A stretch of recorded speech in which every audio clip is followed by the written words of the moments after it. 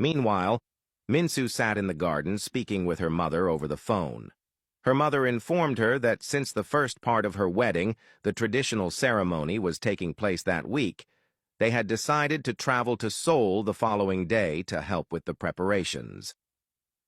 Minsu, smiling, assured her mother that everything was already arranged and that she did not need to stress. However, her mother insisted that it was her daughter's wedding, and regardless of how small the remaining tasks were, she wanted to be there. She also emphasized that she did not want to leave everything to Sonjin's family. Minsu, touched by her mother's dedication, agreed and expressed excitement about seeing her parents, mentioning that it felt like a long time since they had last been together. After the call ended, she sat there reflecting on how quickly her wedding with Sonjin was approaching. It felt like only yesterday when they had first met, and now they were about to become husband and wife. Looking at her phone, she realized that she had not replied to Woobin's messages. She quickly sent him a text, letting him know they could meet whenever he was free. Excited, she thought about how much she looked forward to seeing him, as it had been a while since they had last talked. That afternoon, Woobin arrived at a cafe where Sonjin was waiting for him. As he sat down, Sonjin immediately complained about his lateness, remarking that Woobin had invited him yet showed up late. Woobin casually replied that he had only been 10 minutes late due to traffic. Shifting the conversation, Sonjin asked about Yuna's condition. Woobin reassured him that she was improving, but mentioned that she had suffered from nightmares, which he suspected was a trauma response.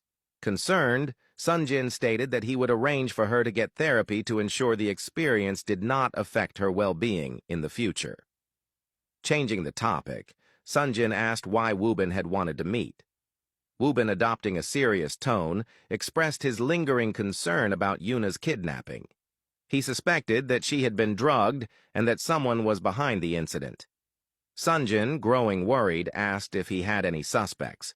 Woobin admitted that he was not sure yet, but theorized that it could have been an attempt to sabotage Tech Bloom or extort money from Sonjin's family. Taking out the wallet and phone he had taken from the kidnapper, he placed them on the table, suggesting that if they hacked into the phone, they could trace his calls and identify his contacts. Sonjin agreed, adding that it was possible the kidnapper had been aware of his family's wealth and had simply wanted money. Woobin, unconvinced, pointed out that the kidnapping had been rushed. If the perpetrator had truly known Yuna and had been after money, he would have planned it more carefully. He suggested that they revisit the restaurant and request access to the CCTV footage. Sonjin agreed and asked if the kidnapper had managed to escape, mentioning that they should involve the police if he had. Woobin hesitated, not wanting to reveal that he had taken the kidnapper himself. When Sonjin repeated the question, Woobin nodded, claiming that he had been too focused on rescuing Yuna to notice the kidnapper escaping. Glancing at his phone, he noticed Minsu's text and smiled. Sonjin, noticing his expression, teased him about returning to the dating scene. Woobin, setting his phone aside, clarified that Minsu had texted him about meeting up. Jealous, Sonjin reminded him that Minsu was his fiancée and that he should abandon any lingering feelings for her. Woobin, amused, jokingly suggested that Minsu could marry them both.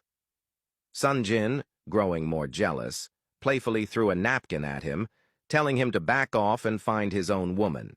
Laughing, Woobin reassured him that he had no intentions toward Minsu.